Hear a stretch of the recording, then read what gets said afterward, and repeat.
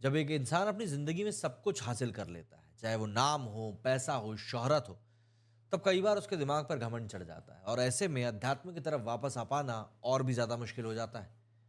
लेकिन विराट कोहली उन चुनिंदा क्रिकेटर्स में से हैं जिन्होंने की दुनिया में वो सब कुछ कमाया जो कि एक आदमी सपना देख सकता है और उसके बाद में वो अध्यात्म की तरफ भी लौटे हैं। दरअसल विराट कोहली पत्नी अनुष्का शर्मा और उनके दोनों बच्चों के साथ कल यानी कि शुक्रवार को मथुरा के प्रेमानंद महाराज के आश्रम पहुंचे। यहाँ करीब आधे घंटे तक आध्यात्मिक चर्चा भी करी। अनुष्का ने प्रेमानंद महाराज से भक्ति के लिए आशीर्वाद मांगा। इससे पहले 4 जनवरी 2023 को दोनों प्रेमानंद महाराज जी से मिलने एक बार पहले भी गए थे। बातचीत के दौरान विराट ने पूछा कि असफलता से कैसे निकले, तब महाराज ने जवाब दिया, अभ्यास जारी रखें, जीत पक्की है।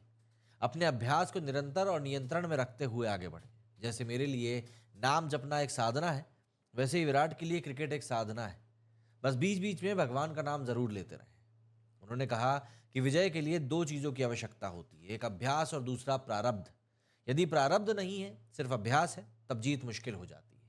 इसके लिए प्रभु के ज्ञान के साथ साथ उसका नाम जपना भी जरूरी हो जाता है। प्रेमानंद महाराज ने विराट से पूछा कि ठीक हो आप, मन प्रसन्न है। अनुष्का ने पूछा कि पिछली बार जब हम आए थे तो मन में कुछ सवाल थे, लेकिन मैं पूछ नहीं पाई। मैं आपसे मन ही मन बात करने की कोशिश कर रही थी। मेरे मन में जो भी कुछ सवाल थे उसे कोई ना कोई यहाँ पर पूछ ही ले रहा था। तब इसके ऊपर प्रेमानंद महाराज बोले, श्री जी वो व्यवस्था कर देती।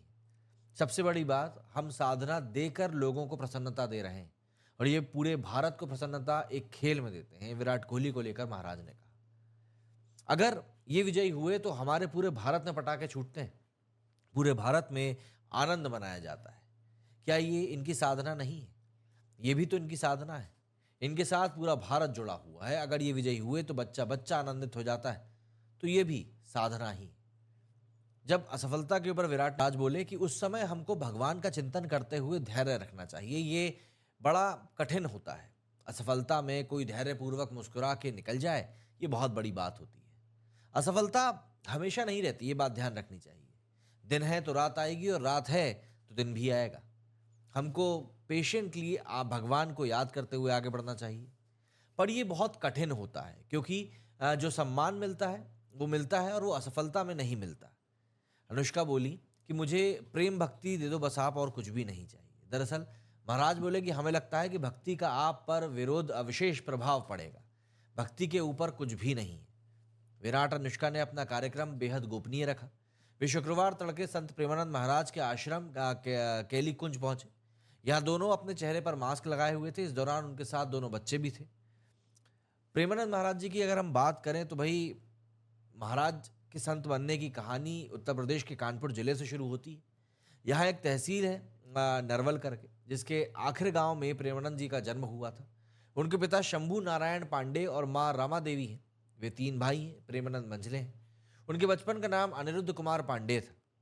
पिता शंभू पुरोहित का काम करते हैं। अनिरुद्ध भी बचपन से ही आध्यात्मिक थे। बचपन में पूरा परिवार रोजाना एक साथ बैठकर पूजा पाठ करता था।